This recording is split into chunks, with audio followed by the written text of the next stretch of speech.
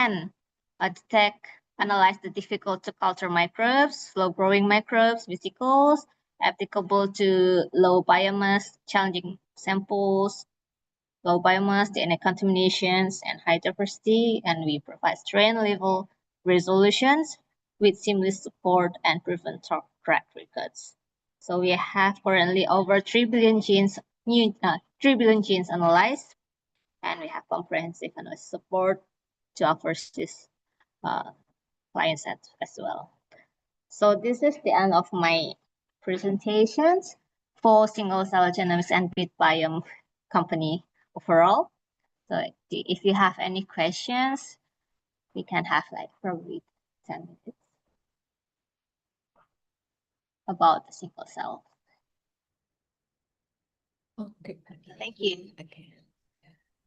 Okay, thank you very much, Dr. Tenagi, for that insightful presentation that gives us a valuable perspective on the potential application and opportunity in this field. Sorry for experiencing some technical issues. And a short reminder again, we would like to remind you to fill the attendance form to this in the chat box, and also you can also drop your question in the chat box during the presentation. So we will now move on to our next presentation. So it's pleasure to invite Mr. Ihsan Karismawan.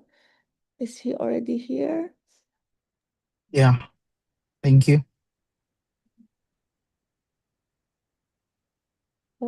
Pak Ihsan is already here. Yeah. Can you hear me? Okay. Okay. But before I read his CV for Pak Ihsan. Yeah, you continue first. Okay. Okay. Okay, sorry. I will, if there are no questions yet, or you can put in a chat, and I will continue a little bit before going to the Karisma and Siddhasang. So, Okay. So we got the single cell genomics data. So what's next? So as in the first slide, I also share a little bit that we also created our own gene database called BGEM, or Genetic Chain Encyclopedia of Microbes, from the single cell data that we collect by our internal research. So from this data, so our internal research, we went all over Japan to collect the samples and single cell analyze and put in the BGEM. So we have, in this database, we cover broader genes unexplored by public database. So you can compare with the BGEM in the left side and the public database usually in this part, in the middle side. So we cover much more genes with the diverse functions compared to public database. And for the example, for the carbohydrate active enzyme in the BGEM, we found more than the UniProt. So 3 times expansions of this enzyme. That is like the result of the genes we discovered. And we have, currently we have the largest and most comprehensive microbial resources in BGEM. Compared to UniProt, it's almost 10 times, and expected to have 4 billion genes at the end of 2026. So from this single cell genomics data, we collect almost 1 billion genes per year from diverse environment currently in Japan.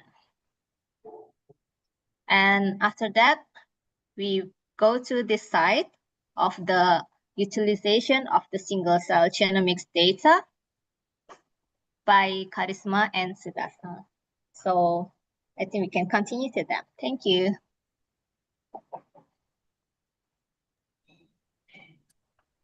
Okay, now it's time to Dr. Ihsan, right?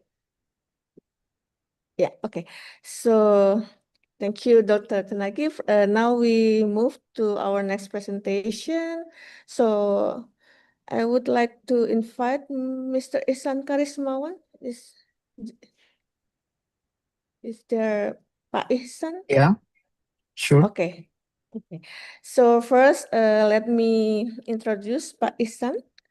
Pak Ihsan earned his Bachelor of Science in Chemistry from Universitas Hasanuddin, and he obtained his Master of Engineering in Bioinformatics from the Kyushu Institute of Technology, Japan, where his research targeted computational drug discovery pipelines. So with over 7 years of industry experience, Pak Ihsan specialized in building end-to-end computational pipelines. So his career spans roles as an R&D researcher in AI drug design and antibody engineering at Molecure in Japan before joining BitBiome to lead in silico analysis text from enzyme discovery. So, Mr. Ihsan, now the floor is yours. Okay. Okay, thank you. I'll share the slides and Okay, thank you. then yeah, Suda-san. Karishma, you can ありがとうございます. I'll share the screen now. For the Soichiro Suda, for the last speaker, I will also read his CV. So Dr. Soichiro Suda obtained his doctoral degree from Graduate School of Natural Science and Technology from Kobe University. So he's now Chief Technology Officer from BitBiome from 2020 until now. Before he hold Director of Application Development on Chip Biotechnology, and he hold Lord Kelvin Adam Smith Research Fellow from GSPS Fellow in University of Glasgow, UK. So his research and expertise is in interdisciplinary research in biology, engineering, and mathematical modeling, microbial single-cell genome sequencing, enzyme discovery, and engineering. So I give the floor for the speakers. So now is Pak Ihsan first, or Yeah, I will okay. do the quick intro So for floor for Karishma and both then of you. Thank you. yeah, thank you so much.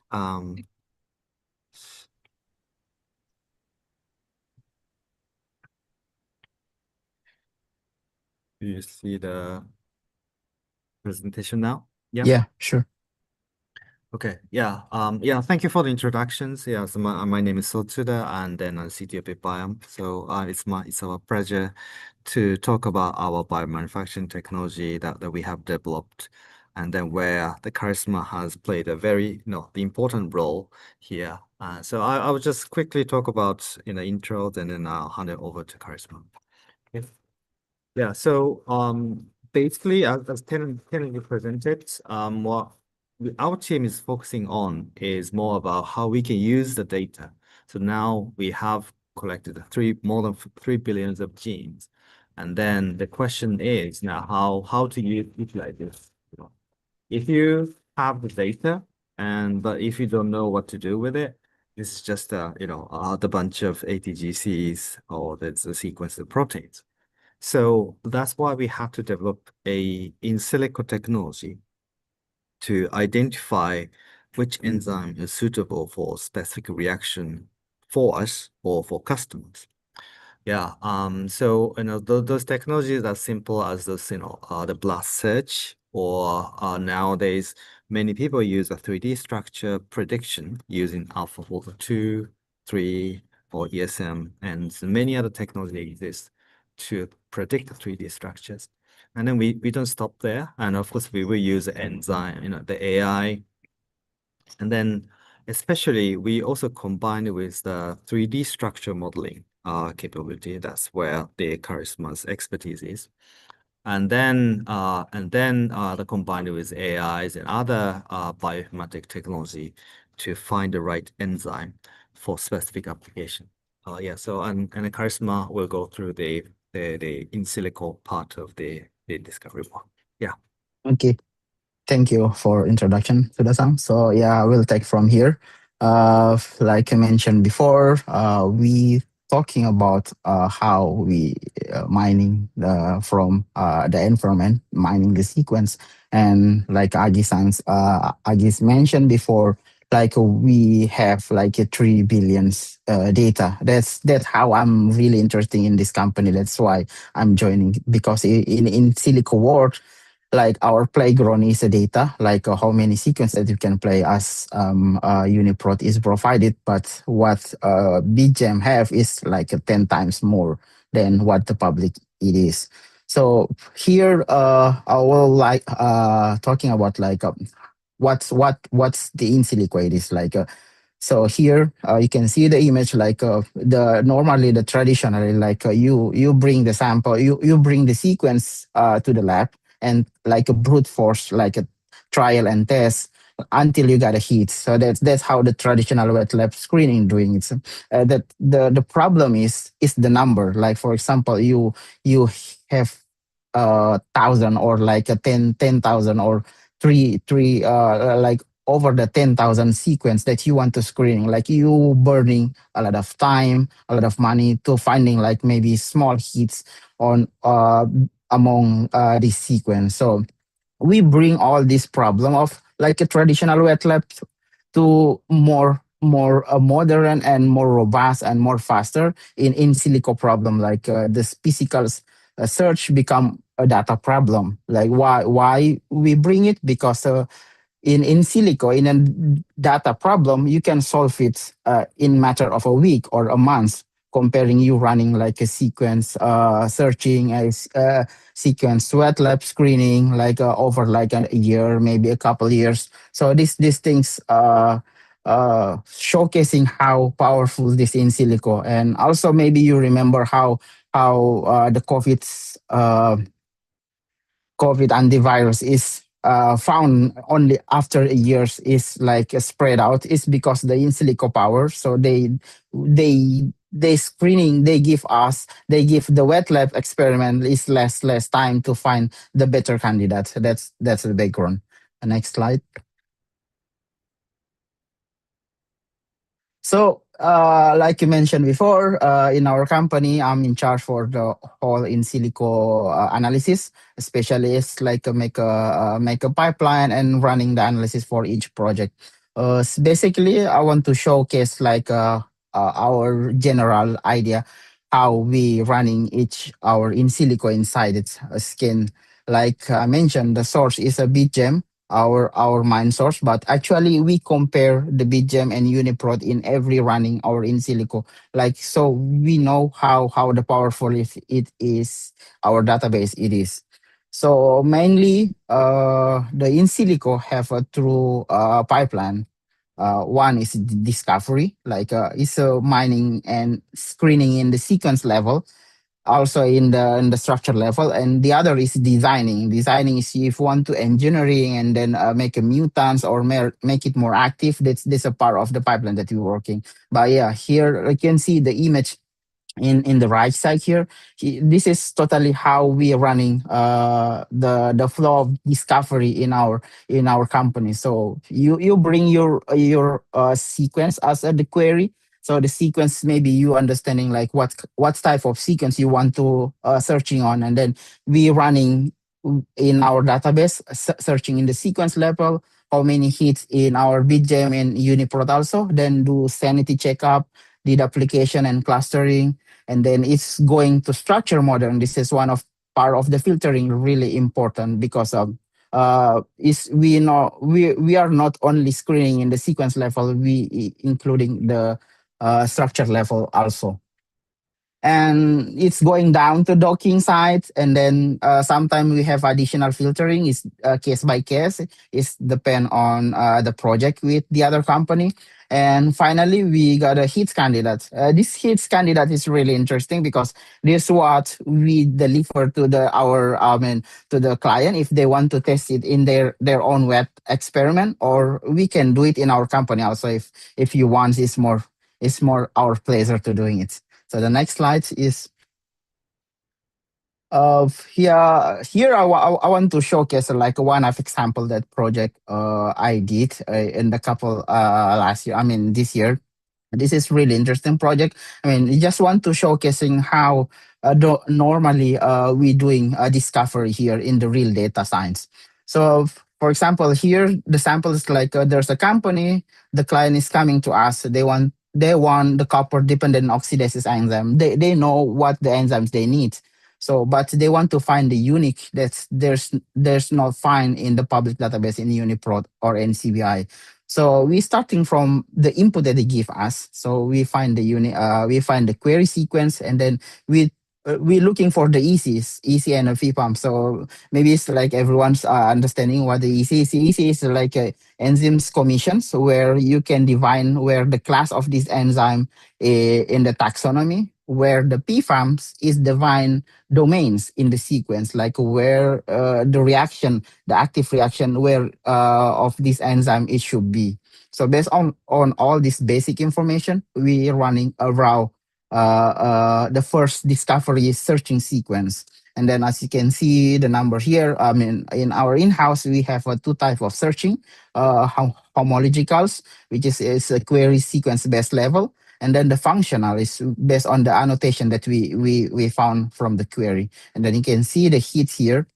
Even though the BitJam result is 28% and in the functional, and then for the UniProt or the public data is larger.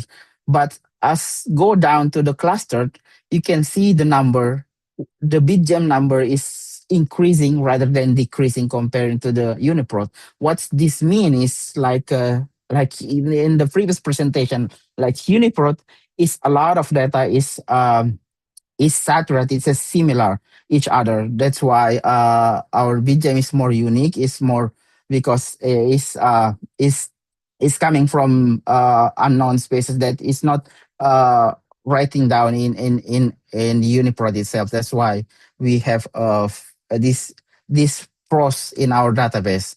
Using that, we forward our hits from here to the next slide.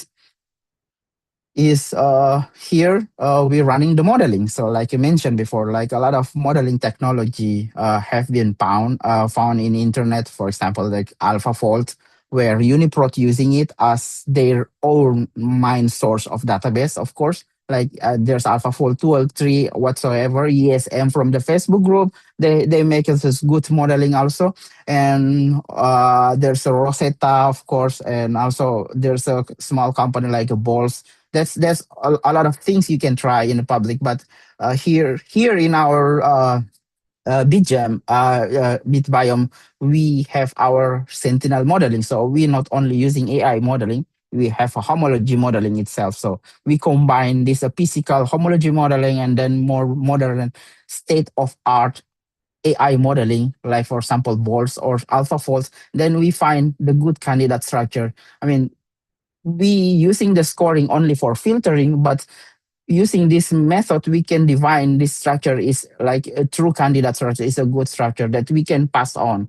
As you can see here, the number like from 8,000s, that's a pass on the previous filtering, we modeling, and then on only 4,700 somethings that already have high confidence model that we can working on. So we keep this number, as you can see the image also here. So there's a score. This is one of scoring from the AI modeling, and see the color. The color is the blue one is like the folding is more confidence folding, while the orange is less confidence. But the interesting things like the orange is always in the end of like N terminal or C terminal itself, but like the core of the enzyme is always be like the blue one, which is a good for starting as the structure modeling. And then we jump to the next slide for like the docking section. And here is more advanced like we do. So based on the query we got from the sequence, we know what's the reaction they want based on the PFAM domain I explained before. And then by know the reaction, we should know like what cofactor, what substrate it should be there. So by this information, we running a docking in our site. And as you see here, the image in the left side, there's two images. In the left side image, it's like there's a model that we generated from the previous slide that's containing a copper. Like there's two copper here with the 3.8 Armstrongs distance, which is this is a pocket without the substrate itself. So then we docking the substrate inside it, which is in this project is L-DOPA, if I remember, like L-DOPA substrate. So we docking in and then we got a structure. So based on this docking itself, we can filtering out like where the pocket is best and where the pocket is binding with the substrate is worse. And then we got a 1,800 models that's really good and high candidate for this type of substrate that we interesting on. And then for the next slide. So this is like I mentioned before, like we sometimes have additional filtering.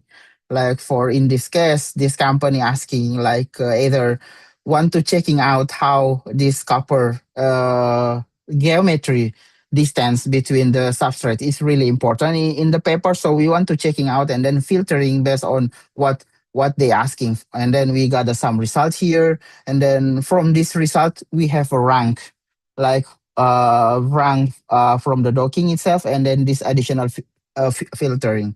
Based on this rank, we can take like top 100 maybe for the next slides. So in the next slides, we testing out in our lab, and this is true. This is true experimental in our lab, like our wet experimental. So we taking top 9,800 candidates from my list and then running in the wet lab experiment, and then somehow so we really got a good hit. Like 6 of them is really active and expression and active. Then you can see the comparison. Like you got a 60% with only running 98 the candidate. Where comparing if you running like a raw sequence that we searching in the early is like 87 fold times more wasting money and time. So comparing what is only one time running 98 and you got a 6 of them is really hit as the candidates. Next slide. And of course, like we do tests with this expression level, like how expressive this, and then based on this level, we know like how many kilodalton it should be in this area is the HPH gel test. And then we even though like you can see some of the result is in the pellets more prominent comparing to the soluble, but still the answer of this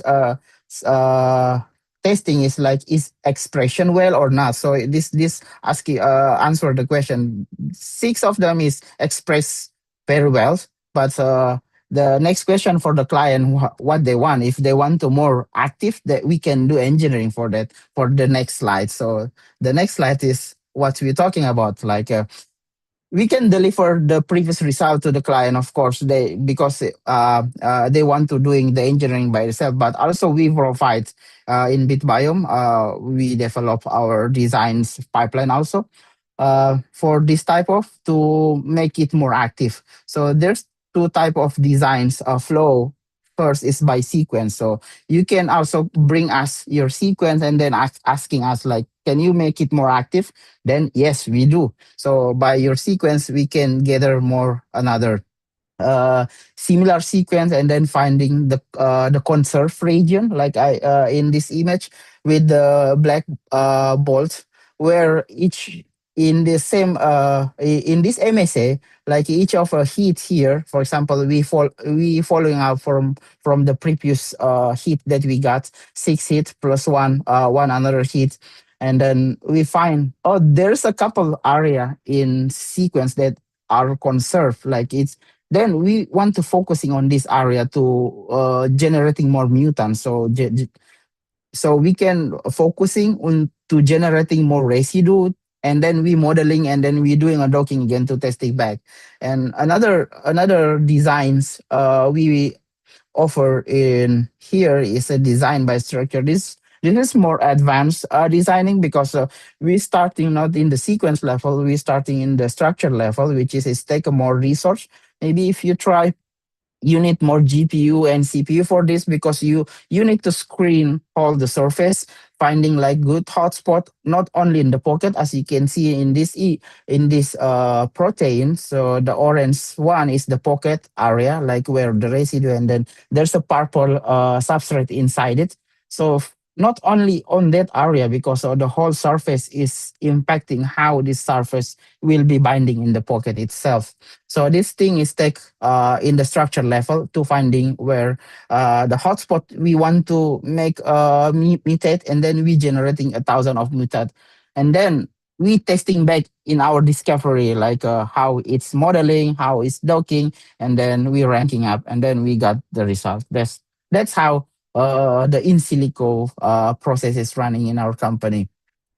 And finally, the last slides, like what's really interesting on me is because as Indonesian, we know, even though some report mentioned like a 10% scrap, like Indonesian is the source of biodiversity is untouched. So some of them maybe Brian have been make some curated data of it, but some of area like we have a lot of islands, different island, maybe same source of the hot spring, but it's totally different bacteria, different how their reaction.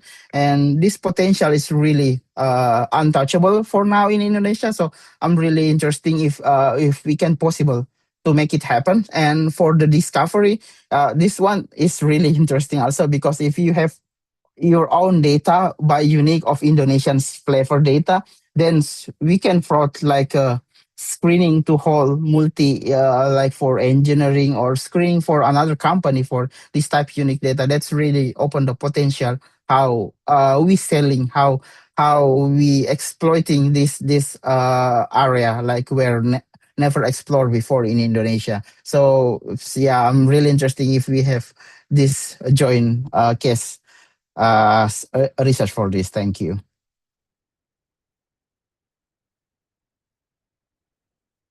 Okay, now, so yeah, thanks, Ari. So, I would like to add a couple of, the additional informations more on the wet lab side, how we actually do the analysis at the biome and so on and so forth. Yeah, so as Charisma presented, what we are kind of focusing on right now is, how we can screen many samples, right? Not just one or two. Yeah, so that's why we invested in a lot of automation technology, for example, like robotics. So the robotics like this one, and then colony pickers, rapid fire high throughput screening the capabilities, and then parallel bioreactors and so on. Yeah, so these technologies really help us to do a high throughput screening that we allow us to do the many the assays in parallel. Okay. Yeah, and one of the example here is that the collaboration with the Twist Biosciences, which is the Twist is a DNA synthesis company, where they are the one who is synthesize the DNA for us, and then all the data we select using the in silico pipeline as Charisma described before, and then in total we synthesize more than the 1,000 the genes, and then we put all of them into the E. coli and test all of them in our laboratory. And then, so this is the enzyme is called transaminase. The transaminase is one of the important enzyme for the pharmaceutical drug the development, or the drug manufacturing. So we use this one as a kind of with the pharmaceutical customers in mind, and then screen with many different substrates, as you can see here. It's relatively simple ones, and to the very complex one, so that we expect enzyme hits that we discover from here will be able to react with the compounds that is one of the key components of the pharmaceutical drugs. Okay. And then, yeah, so in the end, they run more than, they screen more than 1,000 genes and then against 18 different substrates. And in the end, we identified 371 active transaminases and then only selected the top 48 one and packed them as the screening kit. Yeah. So after we make these, develop these kits, we ask ourselves, are the 48 enzymes really useful for any kind of pharmaceutical reaction, pharmaceutical drug reactions? Yeah, so one of the famous example is called stagliptin, so which is a anti-diabetes drug. This is developed by Merck. And it's about 15 years ago. So the enzyme for making this drug. So this is the reaction we are looking at. So this ketone is converted to the amine. So this is the transaminase reaction. And prostagliptin is and using the transaminase is converted into the amine. So this is a stagliptin molecule. So Codexis, which is one of the US-based enzyme engineering companies, spent more than 11 rounds of direct evolution to improve the activity of this this reaction, which spent more than a year to even just to find the simple heads, right? And so we took these molecules and then test with our enzyme screening kit. So in the end, we got 1, 2, 3, 4, 5, 6, 7, 8, 9, 10 hits, potential hits. Some of them are relatively weak, but some of them, this orange one, meaning it's definitely actively reacting with these prostagliptin molecules and then creating this the stagliptin. So I should say, this level of reaction is probably still not enough as the industry scale, industry level to see the, to be useful for the industrial drug manufacturing. But what I'm trying to say here is, the BitGem and our screening capability allow us to create a diverse set of the starting point, the very good starting point, rather than starting from a very, very, very weak enzyme. And then you have to go through many, many rounds of direct evolution to improve the activity of this enzyme. So rather, we start with the good starting point so that we can shortcut or the optimization timeline is much shorter. Okay. Yeah, so this is one applications. And also another application that we always present is the PET degrading enzyme. So, as you know, the plastic, the waste is becoming a global issue right now, and there's so many, dump sites has a lot of unprocessed plastics, and then the PET is one of the commonly used the plastic, as you know, we always use the PET bottles for drinking the drinks. So we looked at our database and then we managed to find the PET degrading enzyme. So roughly we screened more than 70 the enzyme, the PET degrading enzyme candidates, and we find one active hit from there.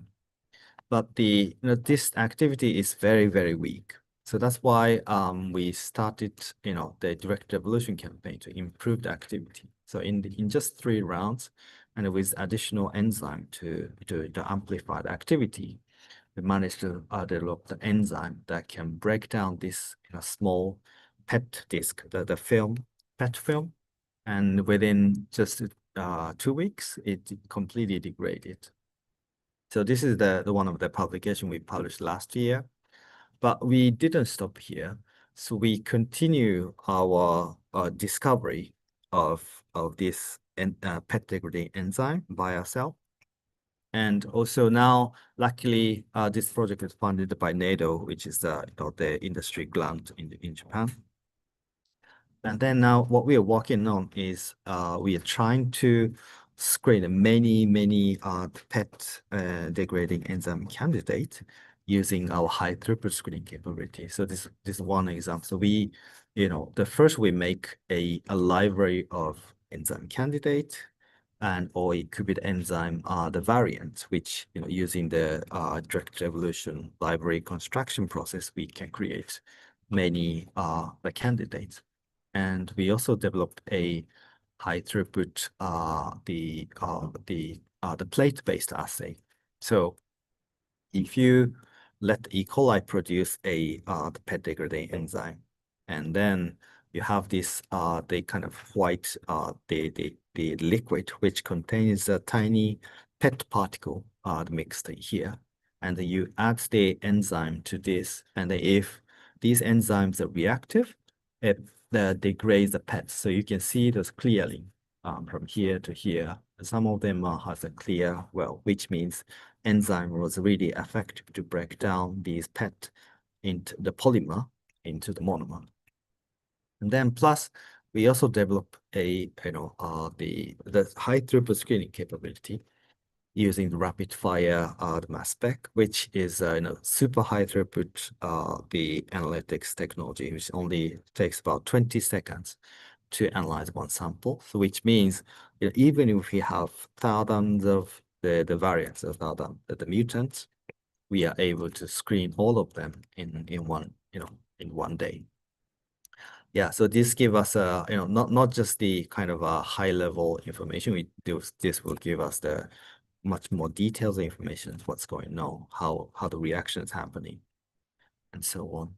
Yeah, and as a result, we managed to find a very active enzyme, which is activity is almost comparable to the state-of-the-art PET degrading enzyme. It's called KUP.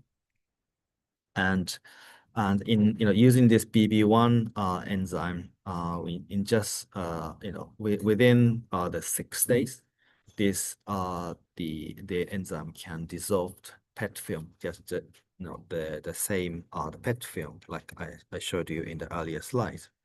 In less than 6 days, those PET film was degraded into tiny the fibers, the polymer.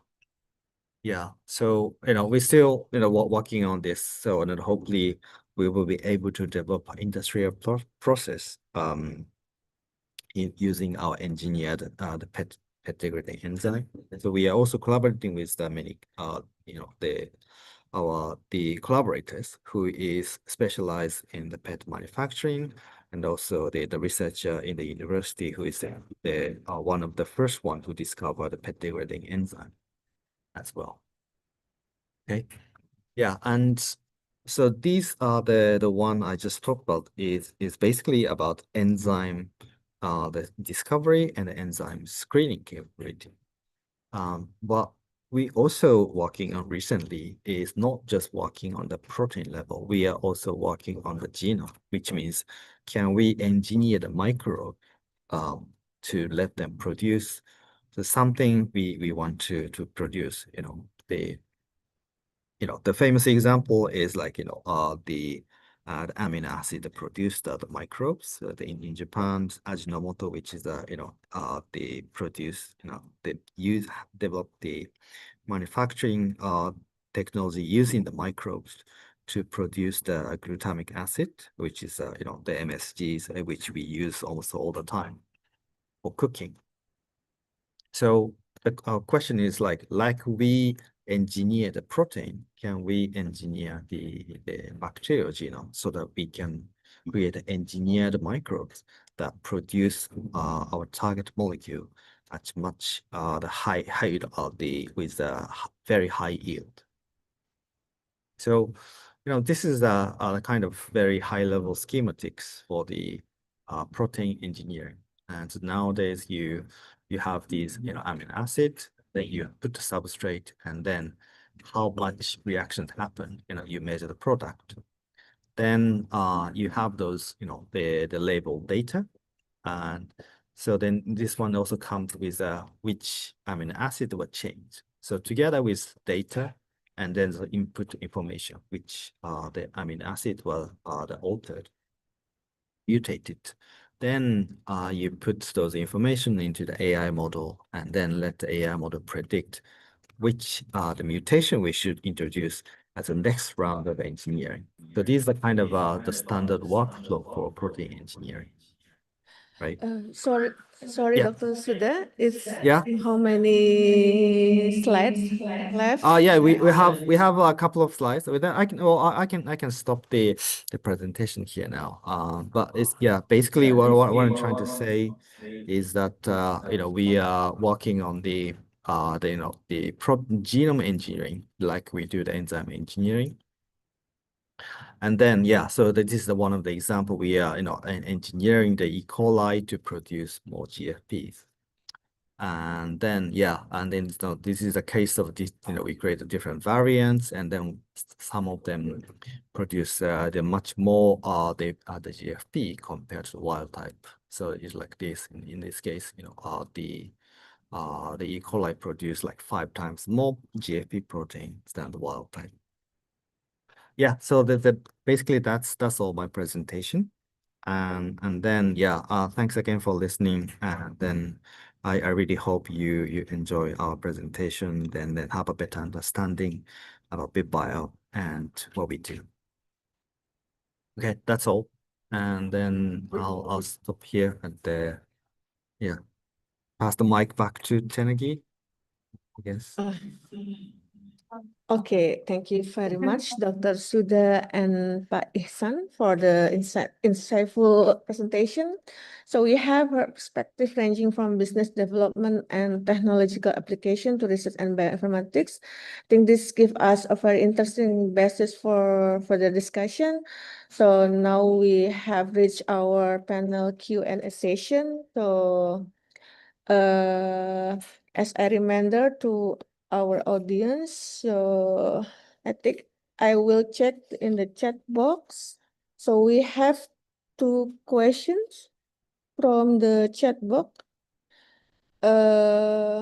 First from Stephanie from biotechnology ITB. So she asks about given that a single microbial cell contains only 1 till 5 femtograms of DNA. Could you elaborate on the reaction kinetics of MDA that allow it to efficiently amplify the yield up to the nanogram scale required for sequencing? And additionally, how does the downstream genome assembly process differ from standard whole genome sequencing? So this question dedicated to Dr. Taneki, please. Okay, thank you very much. Thank you, Chris. I will try to answer first. If Suda-san have additional answer, I will let you add. So for the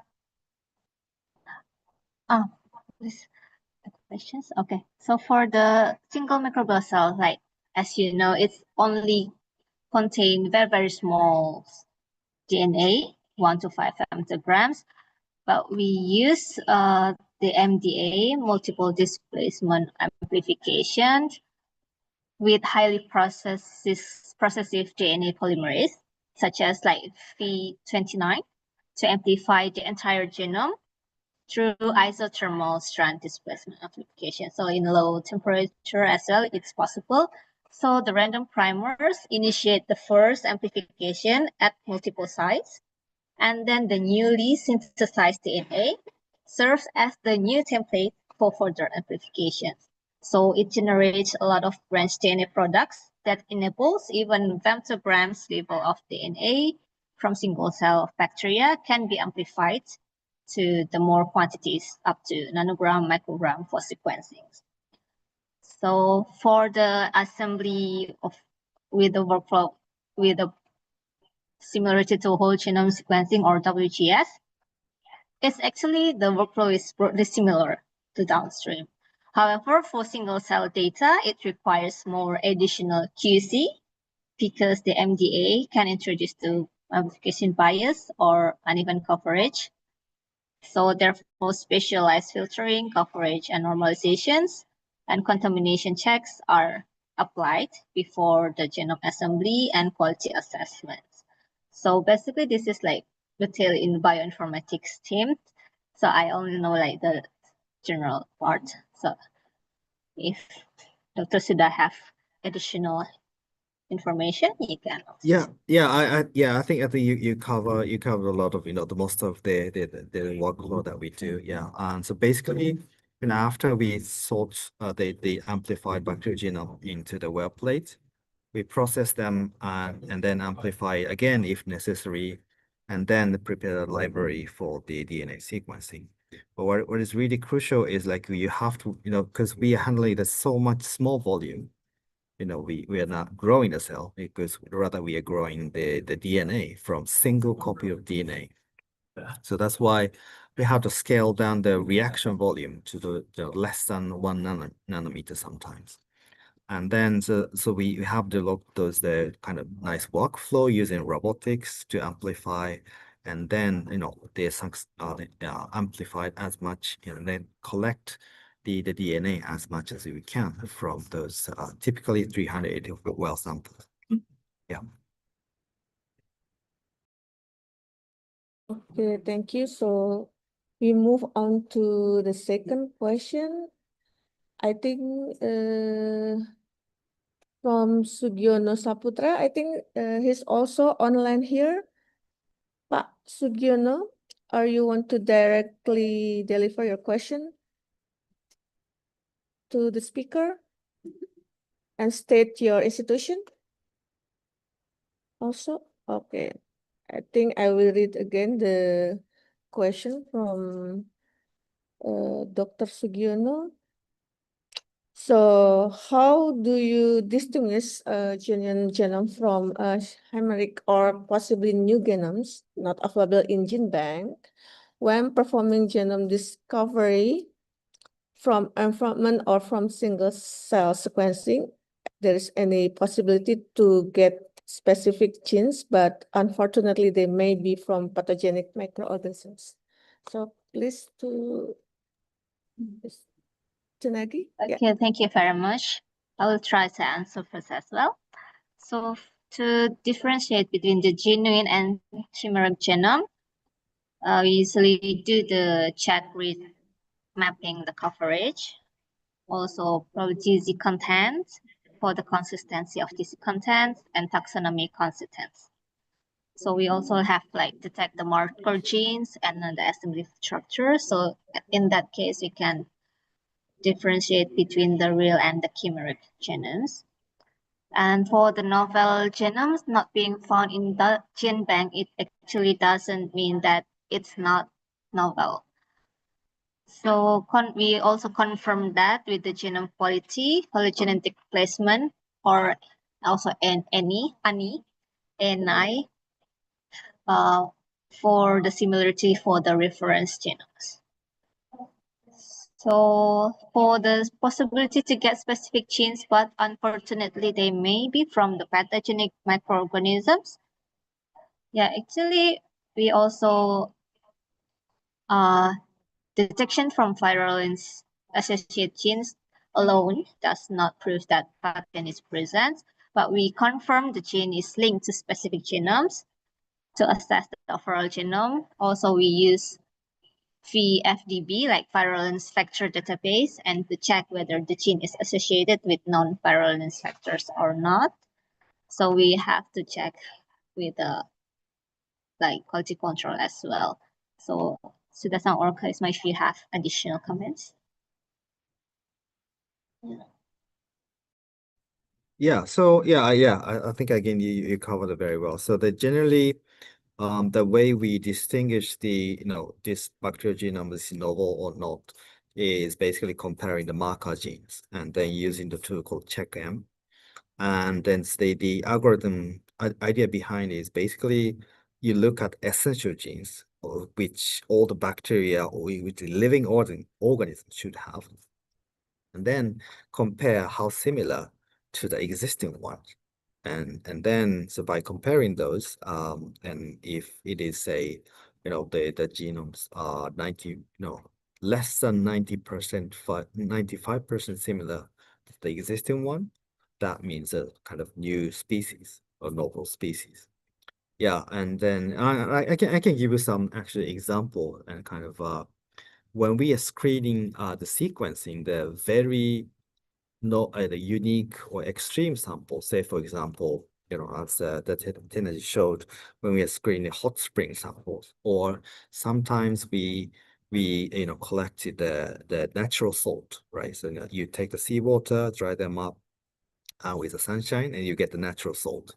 So when we sequence those samples, and often we see the very novel organism, and then even so those samples of, even though the sequencing quality is very good, it is very hard to annotate because there's no organism, like even the closest one, not discovered yet.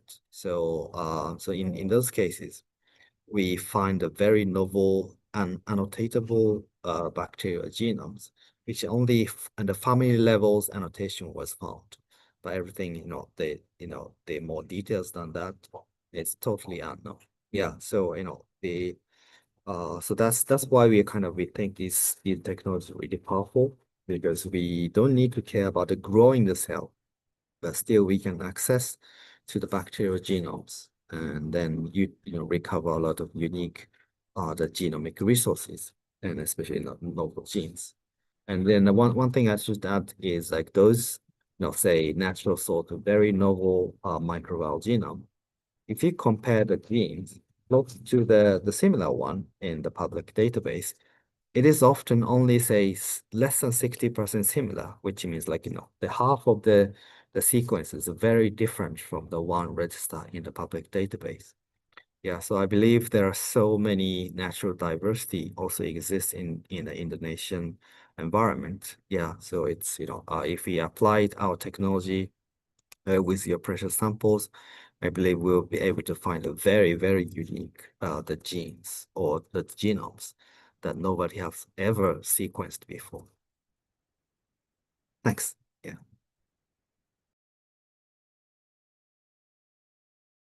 Okay, thank you for the explanation. So due to our limited time, so I think we have this last question from the offline participant, Mbak Zahra Noviana. So please, Mbak Zahra, to ask directly to the speakers. Yeah. So hi, my name is Zahra. I'm from the Research Center for Applied Microbiology, and I have several questions. And the first one is, usually we, sorry, suaranya putus. So, still okay? Is it okay now? Okay. So the first question is how to what approaches that we could use to target our interesting cell, for example. If I'm working with soil bacteria, usually I'm looking for the PGPR that have a good plant growth promoting activities, for example. And then I do not want to randomly sequence all of the bacteria in my samples, and what approaches that I could do to select my target.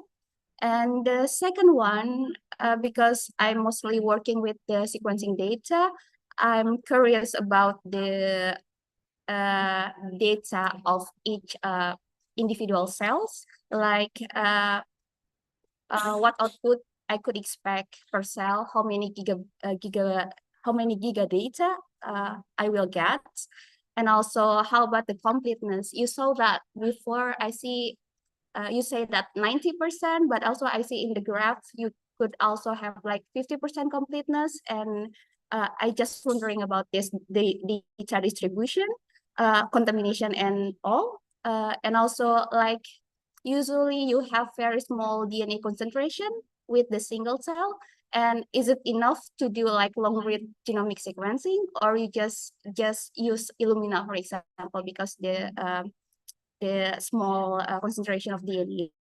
And also The third question is it the encapsulation process really capture only one cells, or could also be a contamination inside, for example, with the smaller cells, in like let's say so more than one cell in wells, and then how do you separate this if this happens? How do you make sure that it's only originating from one cell? And then the fourth question is about the access and benefit sharing, because I'm not really sure if you provide the support for the researcher in brain, for example, in designing something. But if it like that, how do you handle this access and benefit sharing, DSA data, and also the IP ownership? And that's my question. Thank you. Okay, thank you very much. I think we have like a lot of questions. I'm not sure if we can like satisfy the answer with the with the short of time, but I will try to answer number one. Siddharthan, do you want to try to answer first? Probably here. Yeah, okay, yeah. So sorry, can you put up the question again? That'll be. Probably put Can you show the questions again? Please share the. We wait for a moment. We will share the question slides. Yeah. So I think that the first question is about how we can target the specific bacteria to sequence, right? Yeah. So for us, there is no the method to selectively select they amplify these target bacteria. But there are a few methods we have tried before. So say for example, one method is enrichment culture. So if you take the soil samples and then if you know the specific conditions that the target bacteria grow, say for example, adding the special nutrients, or in the case of pet degrading enzyme discovery, what we did is we actually buried the plastic film, the PET film, in the soil, and then so that only the bacteria that can actually eat the the PET can grow. So after several months, this enriched culture only sequenced to find the PET degrading enzyme discovery. Yeah, or alternatively, say for example, if you put the sample, say soil sample, in the conditions where only the target bacteria will survive. So we have a method to sequence only live bacteria. So by say for example, you can kill all the untargeted the bacteria that you are not interested in. And then using the live bacteria genome single cell genome sequencing, you can kind of sequence the target bacteria to recover the bacterial genome. Yeah, and then the second questions, yeah, and typically we use the short read in Illumina or MGI sequencer. And then so no, one sample it's probably not enough to do the long read sequencing. Often it requires the much more DNA amount than the short read. But we can also, but at least we can do the second amplification after we sort the singles amplified genome into the web plate. We can add more enzyme to do the second amplifications, which would give us more DNA. So by having the short read DNA sequencing and together with the long read sequencing, we're using the long read as a kind of the supplementary the information and then you can combine those data from short read and long read so that we can improve the genome quality in general. Yeah, we also have the papers related to those kind of technologies, so we are happy to share those the data. And then so the third question is that how we can make sure that we only capture single cell, right? So the way we do is, we dilute the bacterial suspension culture. Say if you take a soil sample and then try to collect the bacterial suspensions in the buffer solution, and then we dilute a lot. So when we are creating those microfluidic droplets, actually the chances of the capturing one cell is typically only one droplet contains bacteria, and the remaining 9 droplets, so the 1 out of 10 are like capturing the bacteria, whereas remaining 9 droplets are empty. So that's but this is okay because we can create those droplets. In 15 minutes we can create millions of droplets. So even if most of them are actually empty, we don't really care as long as we can make sure that we are only capturing the single cell, right? So this is the way we kind of make sure that we only capturing one single cell. But if there are 2 bacteria is captured inside droplets, it is often the case these 2 bacteria kind of adhere to each other and then living together. So or it's the one bacteria is a parasite of another bacteria and so on. Yeah, so this will also give us another interesting information. Those kind of adhered bacteria community exists in our oral microbiome sample, for example. Yeah, so this basically is a way to make sure that we can that capture the single cell, and or trying to find the coexisting co-living bacteria community. Yeah, and then the last question is so this is actually still the new space for us, because the sample the sample we sequenced so far is all coming from in Japan, because we really care about the ABS and then DSI seriously, and then we are to keep monitoring the situation in the DSI, but we are happy to do the benefit sharing, and then we even they considering they invest more into the benefit sharing scheme globally.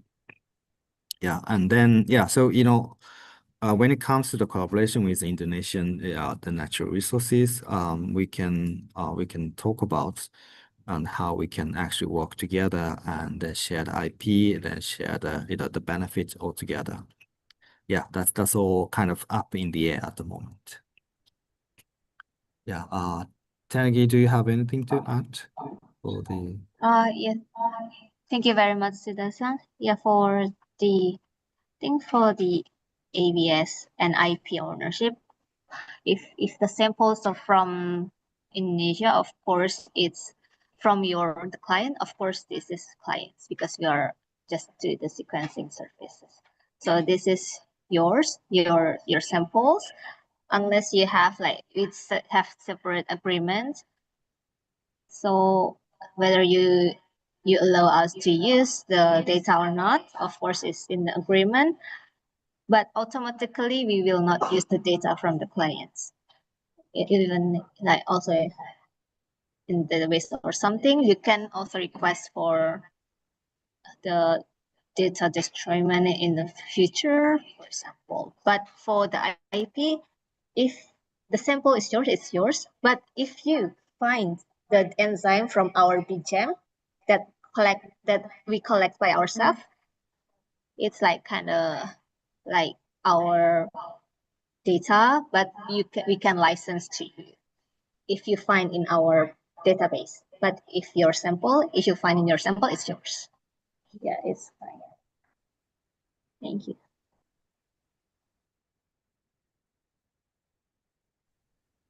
Okay, Mbak Zahra, it's all answer your questions? Yes, thank you, Melinda. Okay, thank you. I think thank you all. Okay, sorry. One more question for the offline audience. So please state your institution first, then ask your question.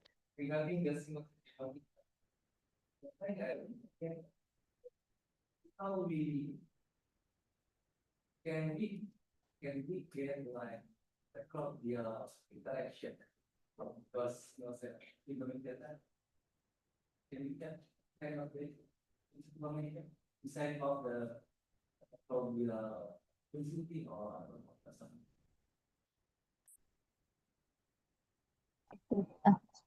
Like when I confirm, so like the interactions between its bacteria or bacteria with the host. Either way. Instead of that, like proposal or something, we also have that kind of Informations for the interactions, if for the single cell, of course, currently for the bacteria, yeah, we can only detect the small of sample. So either that I presented before, like bacteria with 5H or plasmids, but if bacteria in bacteria directly, it might not get into the microfluidic because the gap is very small. But for the interaction with the, for example, plants and everything and the humans, also I think it's like more to the bioinformatics analysis in further. Yeah. Do you have software about the interaction, Sudasna? Yeah. I couldn't really There are a lot of catch that tools question. for detect that, but to be honest, I'm in business development. I don't do the bioinformatics. So if Sudasna or Karisma have comments for the Well- can we detect the interaction between bacteria and the host or with the bacteria with the single cell data? Yeah. So the bacteria interactions, even if we dilute the sample a lot, if the two bacteria detect within one droplet, that means they are kind of interacting each other. So that's the indication of those the bacteria interaction. Yeah, and then also the as probably Tenagi you answered already, but if the bacteria interacting with a kind of the big host, like filamentous fungi or even plants, we cannot detect because the host is too big to encapsulate inside the droplet. So we typically anything smaller than 10 microns can go into the droplet, but anything bigger than that will be filtered out. So it's kind of hard to detect. Yeah. But yeah, as Tenagi said, if there is if it is a protein-protein interaction, say now the proteins on the surface of bacteria, protein on the surface of a host, there may be a way to the predict. I guess Karisma knows a lot about those protein-protein interaction predictions as well.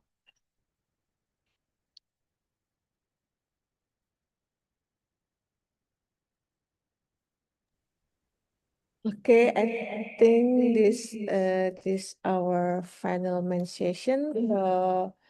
Big thanks to our speaker from Bitbiome for their clear and rigorous answer, and also big thank to audience and participants for this engaging session. So to wrap up, I can say that with the future collaboration, maybe we can transform our raw Indonesian biodiversity into precise industrial strains. So with overcoming the computational barrier identified in our pool demands, with active triple halid frameworks with BRIN, UGM University, and industry innovators like Bitbiome. So this concludes my segment as a moderator. Furthermore, I hand the microphone back to our MC, Ms. Akita Atikana, for certification and final closing. Thank you.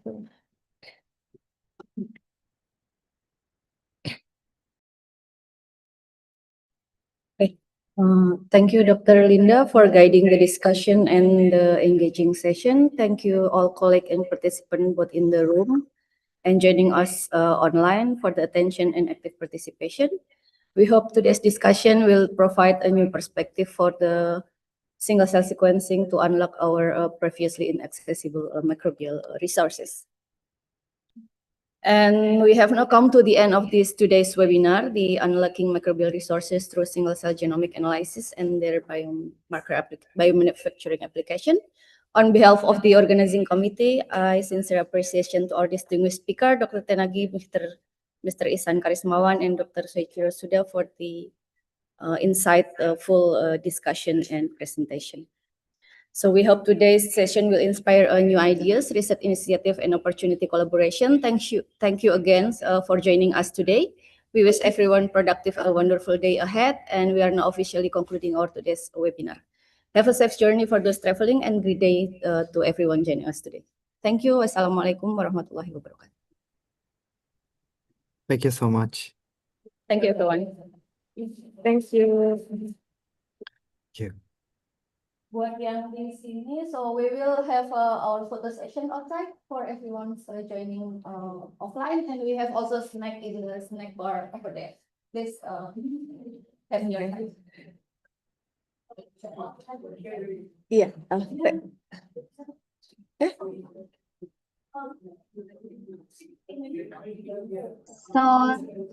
So we will now close the Zoom session. Thank you, everyone. Thank you. Okay. Ada Mbak Tuti. Oke, silakan Bu Tuti. Langsung aja Mbak Tuti. Udah dibuka belum? Thank you so much. Oh, udah pergi ya. Oh, udah. Thank you very much, everyone. So please. Okay. Sudah sampai.